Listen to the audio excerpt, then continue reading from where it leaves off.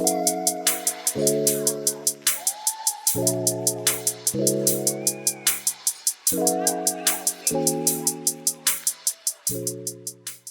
guys, welcome back to Becoming by Nqobileh. So I literally feel so guilty right now. Like I'm feeling so bad recording this because I know that it's been a long time. And I'm so sorry. I promise you guys I had a valid reason, like a valid excuse. But thank you so much for joining me. If you're listening to this via Spotify, welcome to my podcast. If you're tuning in via YouTube, welcome to my YouTube channel. My name is Nqobileh and I am a clinical psychologist. So today I'm not with Mr. Husbay, which is so weird because like I think for the past 3 videos or so, we've been doing them together. But I just decided that I need to remind you guys that, hey, like, this is our space. Mr. Husbay is just a feature. But I miss him, shame. I really, really do. And it is quite a little bit weird to be back here alone. But you know what? I'm excited to be back nonetheless. So much has been going on. But before I go on rambling about my life, I hope everyone is good. I hope you guys are all taking care of your mental health. If you're new here, welcome. I hope you stay. Don't forget to like, subscribe, and comment. And I really hope that, you find some value and some substance in my videos and also in the previous stuff that I've done as well. I think my motto is quite simple. We're going through so much in life and all of us are dealing with things differently. And I just want us to use this platform to sort of help each other, to build each other, and for me to deposit whatever I can into your life and for you to sort of like respond and do the same in the comment section. So I take comments quite seriously. They actually help guide the type of topics that I decide to do as well. So I appreciate all of the people that have been with me from day one, all of the people that have joined me along the journey, and to the new guys that are joining me for the first time today, I hope that you stay and I hope that you like my content. Okay, so before I go on and like introduce today's topic, I just wanted to sort of like give you guys like a quick, very brief 2-minute like life update. I think that's what YouTubers call it, a life update kind of vibe. I've been gone for so long that I've even forgotten like YouTube lingo. Totally ashamed, totally embarrassed, but we move nonetheless. So yeah, I mean, like I said, a lot has been going on. We're only 5 months into 2022, but I literally feel like it's been 5 years. A lot has been happening, and I also feel like there's just this universal sense of fatigue that's just going around. It's like every single person that I'm speaking to is tired or fatigued or like running out. So like this, I think it's just making me realize that there's a lot going on for everyone, right? And we need to be mindful even in our individual spaces, that as much as we're going through stuff, the people in our lives are also going through stuff. And I think it's just reminding me to be more kinder, more patient, have less expectations, and just be nice, just be nicer to people. You just never know what people are carrying and what people are going through. I've been going through a lot personally, not bad things though, thankfully. And not to say that life is like great or like that I have no challenges at all. But, I think I'm just at a space where when I reflect on how much rapid changes we've been experiencing over the past 2 years, I'm actually now at a space where I look back and I have more gratitude than complaints. And it took me a while for me to be able to get here as well. So for the past couple of months, I've basically just been busy trying to sort of like establish myself in terms of my career, sort of like, I don't know, like, what's the word, guys? English is just like not in my favor today. I don't even have makeup on. Like, that's how wild it is, by the way. But I was just like, I can't not do this video. But basically, yeah, I've just been busy trying to establish myself as a brand and as a psychologist, trying to like decide what path I want to take with my career because there's a lot of various options, and I was just sort of like streamlining, like narrowing myself down as Nqobileh M, the clinical psychologist, right? So big news, I am officially in private practice. And I'm super excited about that. Yo, guys, it's been like a heck of a journey. Listen, like if you're a psychologist and you're in private practice, like hats off to you. It is difficult. Like it's difficult. I remember my husband and I were looking at furniture for the practice the other day, and I'm just like, guys, like, when did we get to a stage where one couch is like 6 million rand, Johnny? So it's been quite stressful preparing for my private practice, doing the paperwork, the registrations, like just all of like the nitty gritties and just all of those things, right? So I've been preoccupied with that for like the past couple of months. And that sort of like got into the way of me creating content, because I didn't realize that it would actually require that much from me. But it's safe to say that we're officially up and running, still in the process of fixing a few things and like narrowing down a few things and like all of that, but we're officially up and running, and I'm really really excited about that. It took a lot for me to do this. Like, I think one thing that I noticed is that in university, we get trained to do our jobs, like to be professionals, whatever the case is. But we don't get trained, or we don't get prepared for like the business side of things. Like, how do you manage a business? Like, what do you register? Do you register an incorporated? Do you register like all of these other things? So like I found myself like learning all of these different lingos and like, bank accounts and like just all of these things that I feel like university didn't prepare me for, and I wasn't ready for that, or I didn't know that it would require that much from me. So I've grown in the past couple of months. My mindset has changed. I can clearly see my vision a little bit better. And I'm striving, and I thank God for that, because like I said, too much is happening, and like I know of too many people who are going through a lot, not just as people, but like even in careers as well. Like after COVID, a lot of people lost their jobs and all of that stuff. So I'm really, really grateful that even though it's been a bumpy ride, but that it's been a ride nonetheless, and that I'm going to start reaping the benefits of all my hard labor. So I'm super, super excited. Like, this is probably one of my biggest achievements thus far. Like, I get the 7 years of studying, but this is different. Like, it's my baby. Like, it's something that I'm very excited for. So if you're in Durban, and you're looking for a clinical psychologist, hit me up, okay? But besides all of that, one thing that has really, really been in my mind or in my heart lately, when I just look at the state of the world and like just all of the things that have been going on, especially in KZN, and just drawing back as well from the common cases that I've been getting, that have been coming into the practice lately, I'm realizing that now more than ever, we are dealing with a lot of trauma as people, right? And I'm realizing now more than ever that a lot of people don't know what trauma is, which gets in the way of how we perceive it, how we process it, and when we get help for it, right? So I just decided that from today, I want to start like a short 3-episode series just on trauma.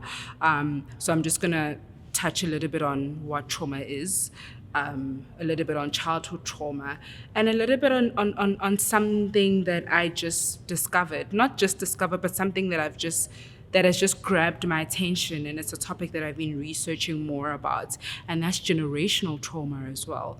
So I want to expand a little bit on trauma just under those 3 different categories.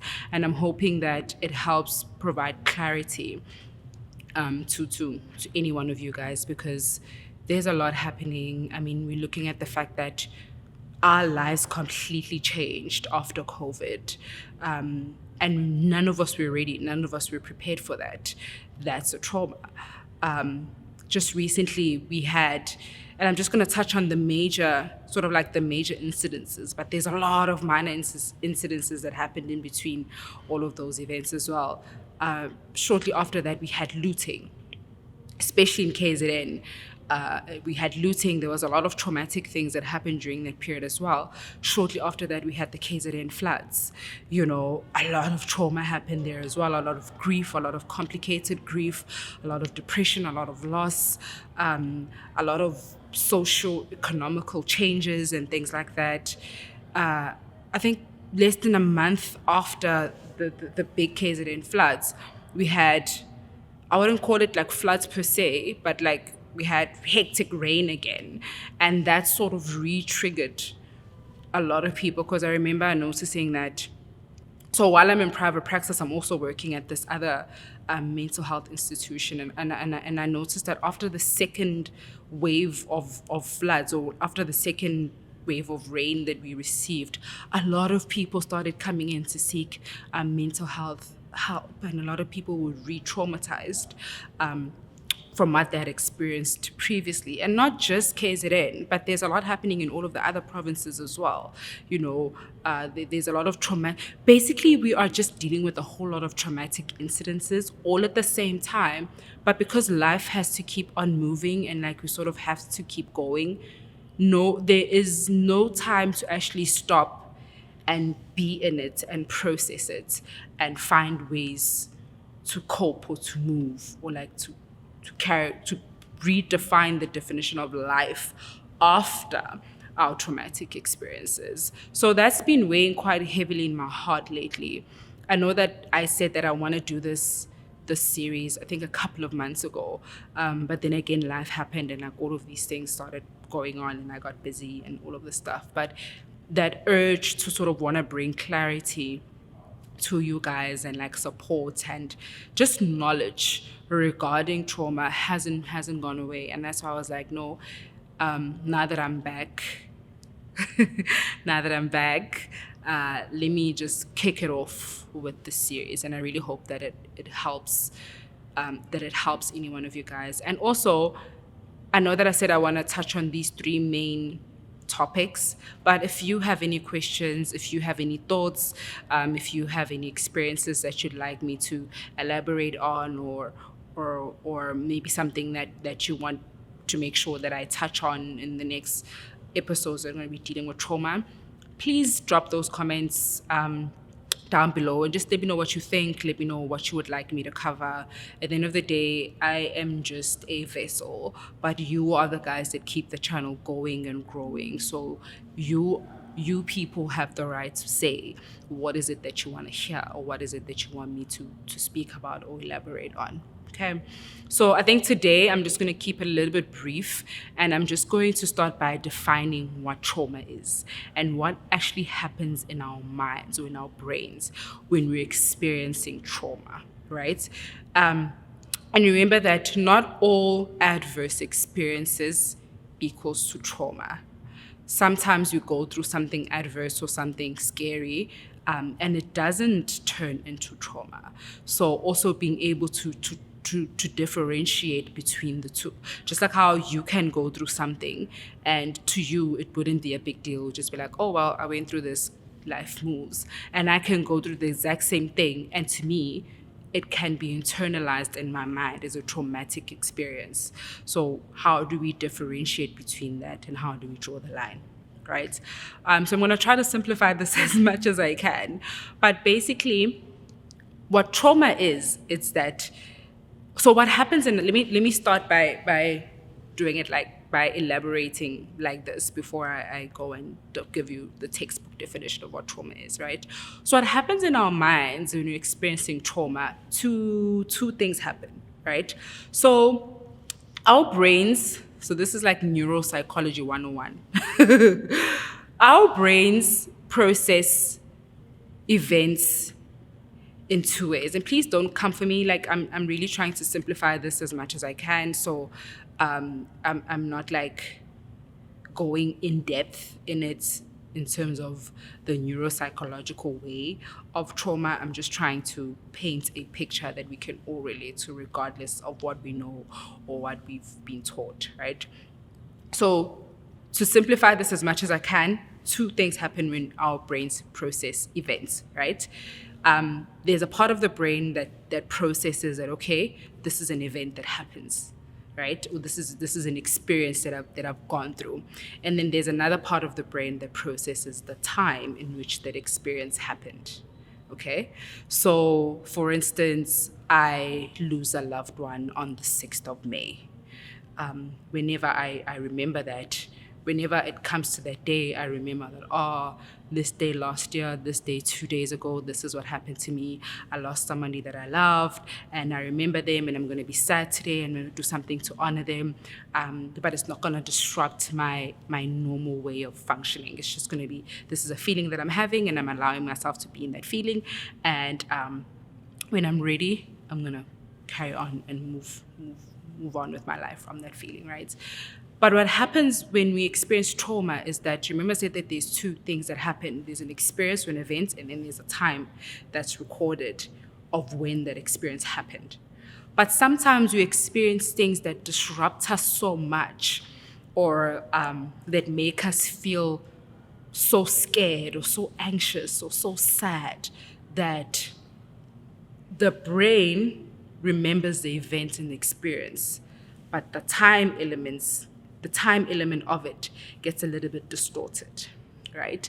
So the brain remembers that, oh my gosh, I was in a car accident and this is what happened, and I was scared and it was a mess and I almost died, and I remember my life flashing right before my eyes, and I remember screams, and I remember the smell of fire. So like your brain remembers all of those gruesome events. But the time element, because this thing is so scary to you, it has such a high magnitude, or it affected you so much, the time aspects that recalls when that event happened becomes a little bit, glitch, right? There's a little bit of glitches there. And what happens when you're experiencing trauma is that you start feeling like the experience or the event is repeatedly happening, because the time aspect isn't telling your brain that, hey, this thing happened on the 6th of May in 2019. It's no longer happening right now, and you are safe, and you're out of that dangerous situation, right? So that's why in most cases, when we diagnose PTSD, which is post-traumatic stress disorder, you find that the person will tell you that they're feeling the exact same way they felt when the event or when the experience happened. Even when it's 5 years later, when a trauma that was undealt with gets re-triggered, it literally puts you back exactly where you were when the event or the experience happened in the first place, right? Because it's almost like there's a disconnect in the message between the two aspects of the brain telling the mind that, no, man, this thing has happened and it's past and it's not happening anymore. And you're no longer in that state, or you're no longer in that place. That's why, some of the symptoms of PTSD are things like flashbacks, things like hypervigilance, when you're overly aware of what's happening around you, things like mood disturbances, things like nightmares, like all of those things, because remember, it's almost like your brain is taking you through a process of continuously reliving that experience, okay?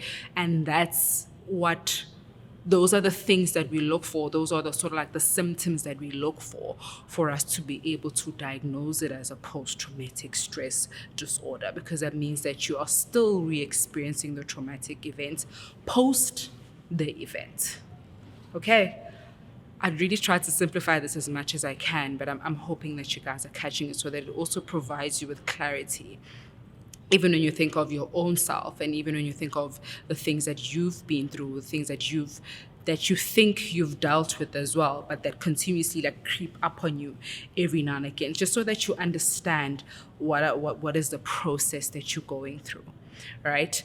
Unfortunately, PTSD is one of those things where you actually do need professional help to be able to process and get over. So if any one of you are struggling with something as severe as that, you can, if you don't mind, no, actually, rather not say it in the comments. You can just, I'll pop my social media platform links in the description, and just send me a DM, right? And then I can redirect you to resources that are available in your area. You can come to my practice, or I can redirect you to other helplines like SADC, the suicide line, Lifeline, and things like that. Okay, but it's important that if you are identifying with any of these symptoms, that you actually get help for it, professional help, so that you can actually be able to bridge that gap of communication between the part of the brain that processes the event and the part of the brain that's going to remind you or tell you that this thing has happened. It's not continuously happening again. You're no longer in that same room, or you're no longer in that same space, so that you can actually be able to see that it has passed and it is no longer happening to you again. And that's how you're able to then cross over to trying to redefine life, and to find a new meaning to life with the experience, without feeling like the experience is bigger than you, right? So how do you learn to live with the experience and not through the traumatic experience? And that's done through therapy. Okay, I'm really, really hoping that you guys, like I'm saying, it's a lot, and I really try to simplify it as much as I can. But I'm hoping that it's going to shed some light to maybe towards some of the things that you haven't dealt with, or some of the things that you didn't even know that you had to deal with. Like, I know for me, when the rain happened again in KZN, I think I did get re-triggered, because I automatically, I think also instinctually as well, I automatically found myself stressing about the car. We don't have covered parking, so I found myself stressing about the car. I parked it a little bit away from the wall. I consciously made sure that all the windows were closed. I couldn't sleep well that night. I found myself constantly waking up and checking and opening the windows and checking if everything was fine, and stuff like that. So like, it's only then that I realized that, oh my goodness.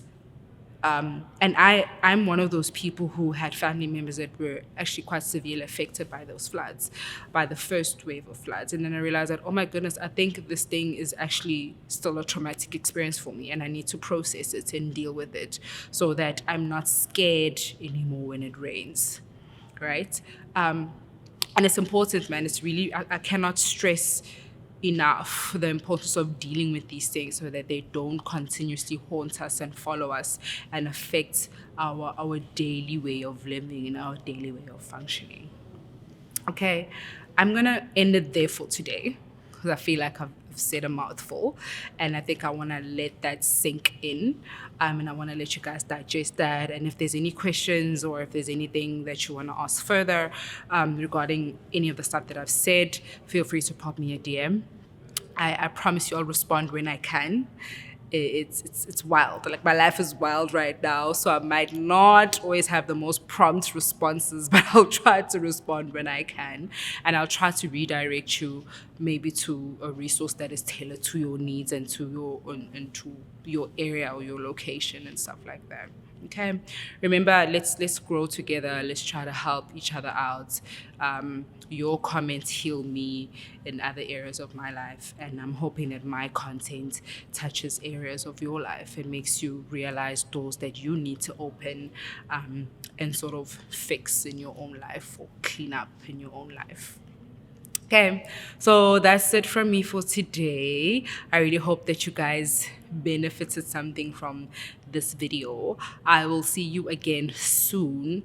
Next time around, I want us to speak about childhood trauma and how it affects us even in our adulthood, how our childhood trauma affects the choices that we make, the people that we connect with, or the people that we attract with in our lives, how our childhood trauma affects how we view ourselves, how we view the people that are around us, and how we view the world in general, right? So I'm going to try to touch a bit on that in our next episode. Again, if there's any questions that you'd like, if there's any specific points that you'd like me to touch on, please feel free to let me know. Okay. Take care of yourself, guys. I love you all so much. Thank you so much for being with me right up until now. I'm still hoping and praying that I can be able to grow this channel like very rapidly. So please share. I really, really appreciate it if you guys share. I appreciate every like, I appreciate every comment, and I appreciate everybody in the notification gang. So take care of yourself. Mental health matters always. Each one help one, and I'll see you again soon. Don't forget to like, comment, and subscribe. Bye.